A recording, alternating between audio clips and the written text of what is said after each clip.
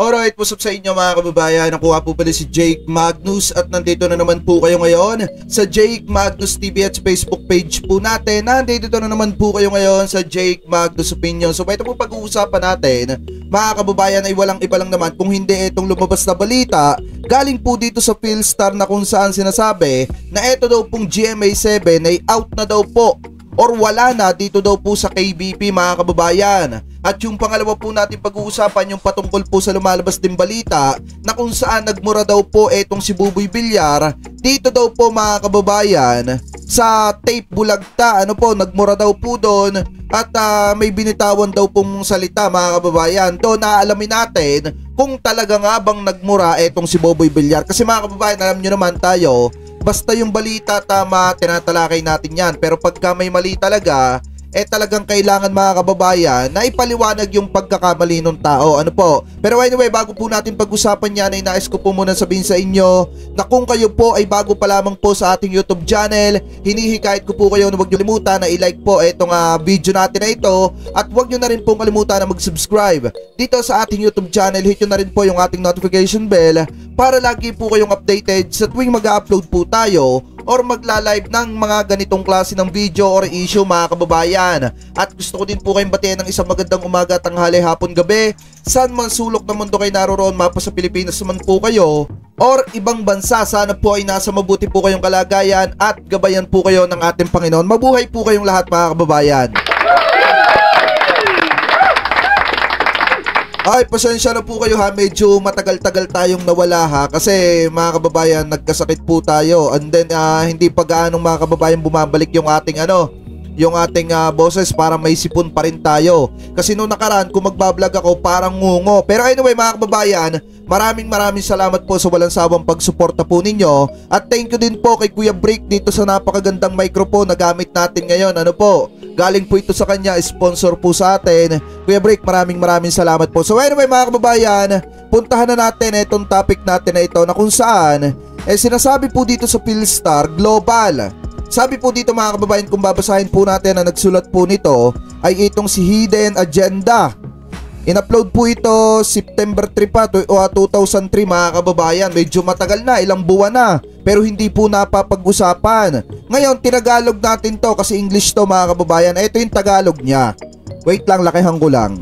Yan, ito yung Tagalog niyan mga kababayan ha. Ito, kung makikita nyo, ito yan. Tinagalog lang natin, in-upload natin dito sa ating backup Facebook. So sabi dito, here's the scoop, or ito yung scoop mga kababayan. GMA Broadcasting Corporation has withdrawn its membership from the kapisana ng mga broadcaster ng Pilipinas or etong KBP. So sinasabi po dito na ito daw pong GMA7 nag-withdraw daw po or umalis na dito daw po sa grupo ng kapisanan ng broadcaster ng Pilipinas mga kababayan or etong KBP. Sabi pa dito mga kababayan, sa isang liham na may petsa noong Lunes, ipinalam ni GMA Chairman Felipe Gozon kay KBP Chairman Serge Ramonde ang tungkol sa desisyon ng network bagamat walang nakasaad na dahilan sa sulat.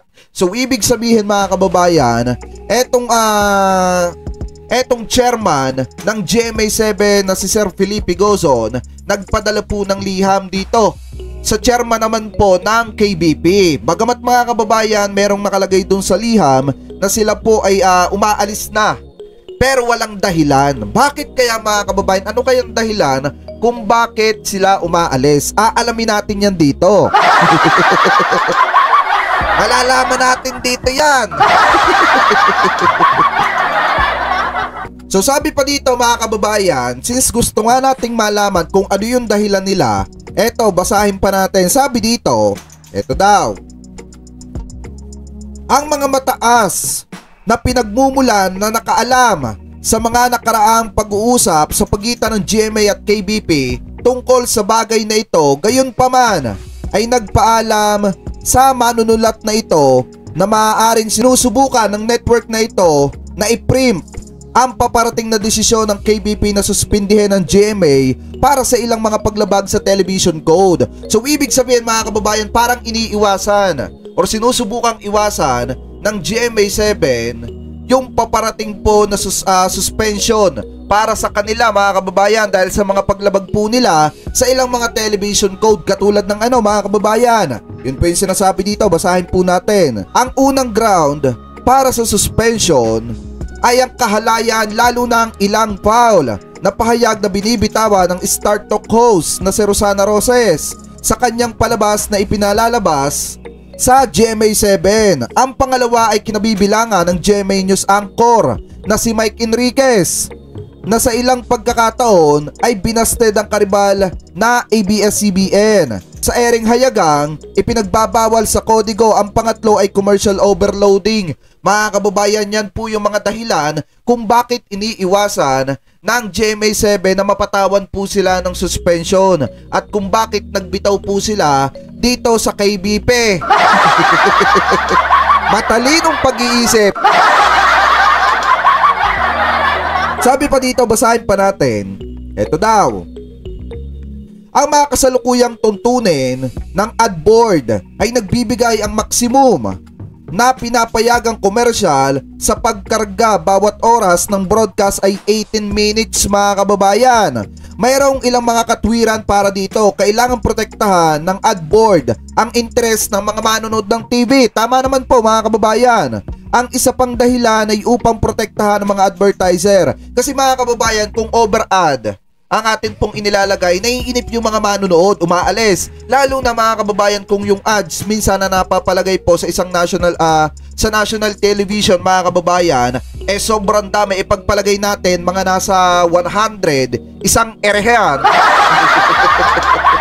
Ay kahit po sino, maiinip talaga kahit nga yung 30 ads mga kababayan sa isang oras, sa isang irihan mga kababayan, talagang nakakainip. Kahit nga mga kababayan, let's say, makapanood po kayo ng ads na 30 minutes yung tagal. Di ba maiinip kayo? Kahit sino naman. At yun yung iniiwasan ng KBP na mangyari. Yung mainip yung mga manonood at hindi naman odds sa national TV. Dahil nga nakakainip yung sobrang daming ads. Ano po? So sabi pa dito, basahin pa natin, isa pang dahilan ay pinoprotektahan po nila yung mga advertiser. Kasi nga naman mga kababayan, alam naman natin na lahat ay kumikita pagdating sa advertiser. So ngayon, kung wala nang manunood ng mga patalastas, ng mga commercial, paano po kikita or paano sisikat yung produkto ng mga nag-a-advertise? Ano po, at yan po yung isang nakikitang ipinagbabawal na ginagawa nitong GMA Corporation mga kababayan or nitong GMA Network. So sabi pa dito, basahin pa natin.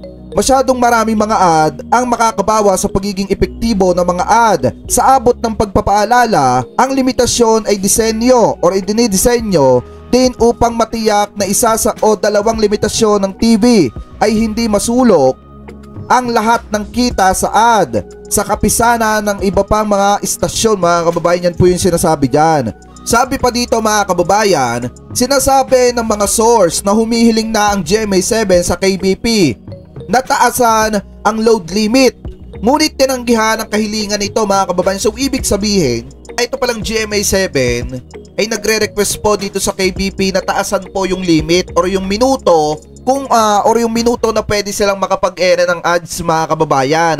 Kasi nga naman kung tutuusin po talaga yung 18 minutes, para sa kanila, sa mga naghahangad ng malaking kita, talagang mabilis. Pero mga kababayan, sa katulad natin na kontento sa buhay, yung 18 minutes po sobrang tagal na nun. Sobrang tagal na nun. Pagpatuloy pa natin, sabi pa dito.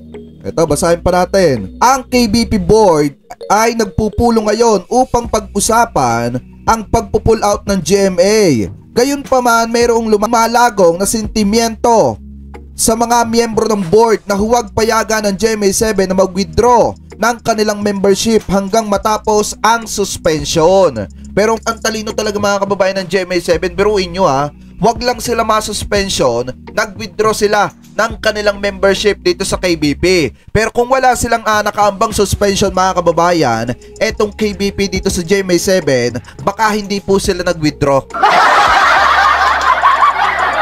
Galing!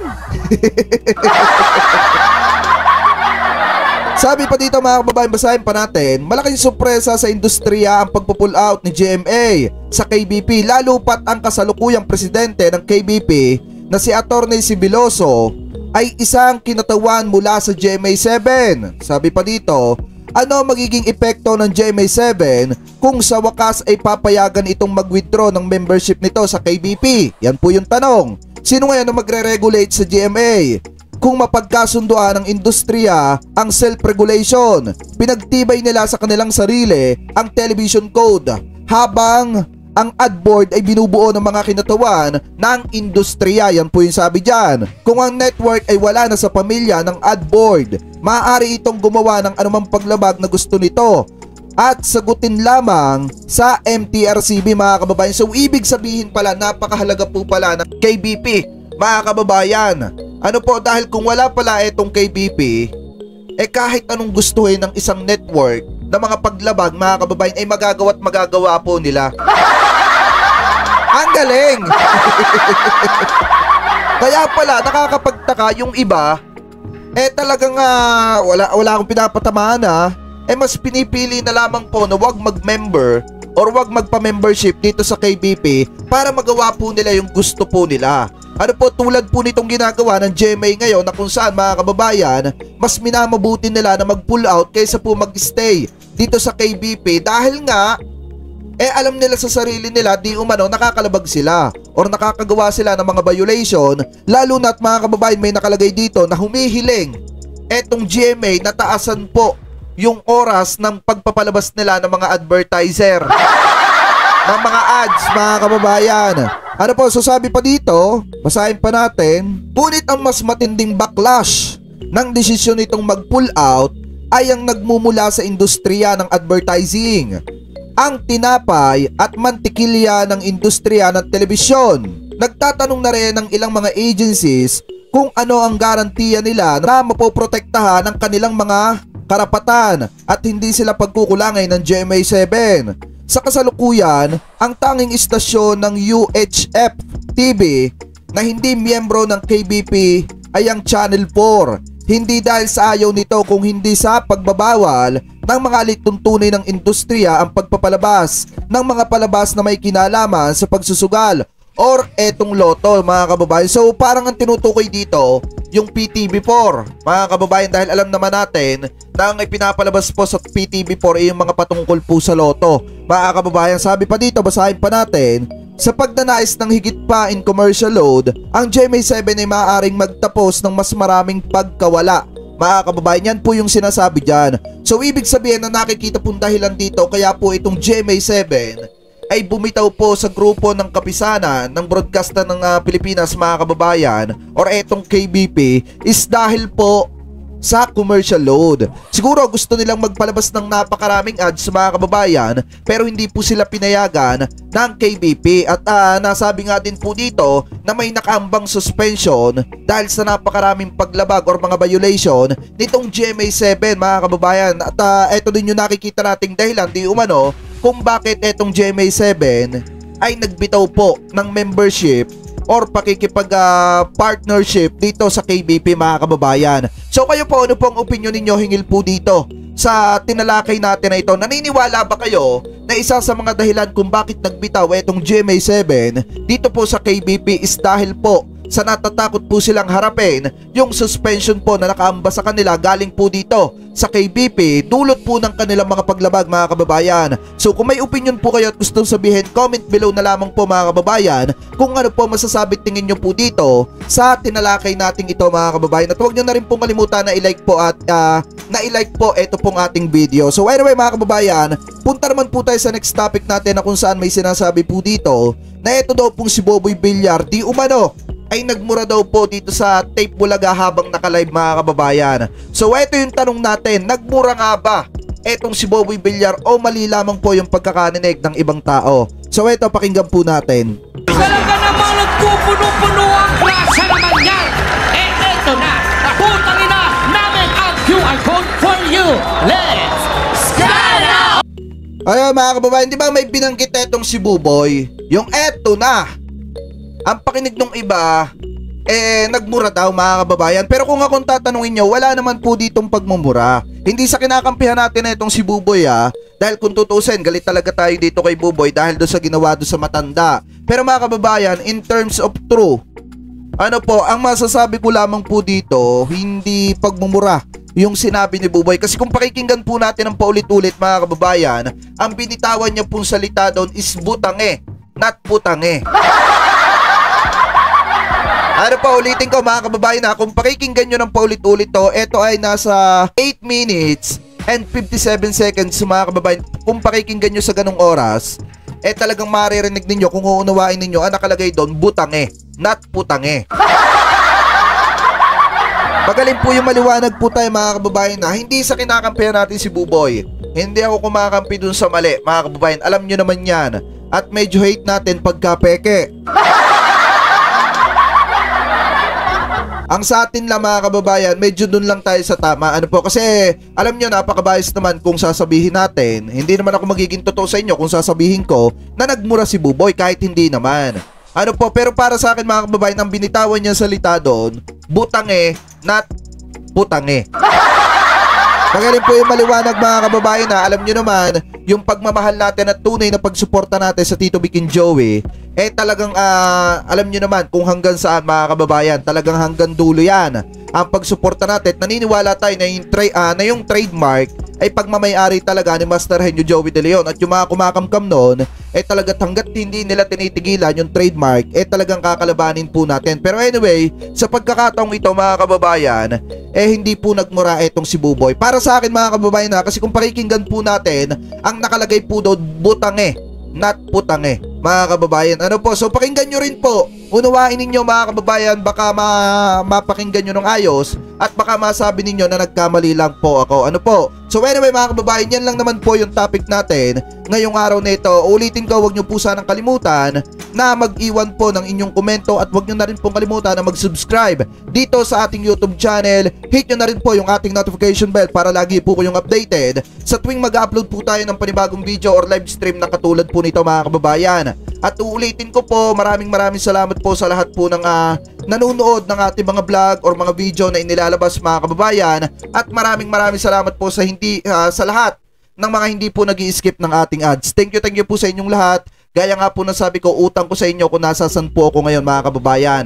At uulitin ko po, pakinggan nyo po yung video sa bandang ito yung November 23 sa bandang 8 minutes and 57 seconds. Pakinggan nyo po doon and i-comment nyo po sa akin kung tama po ba tayo na hindi ba nagmura ito si Buboy or kung sa paningin po ninyo nagmura. Comment below na lamang po mga kababayan kung ano po ang masasabi po ninyo. Ulitin ko po, maraming salamat po sa inyong lahat.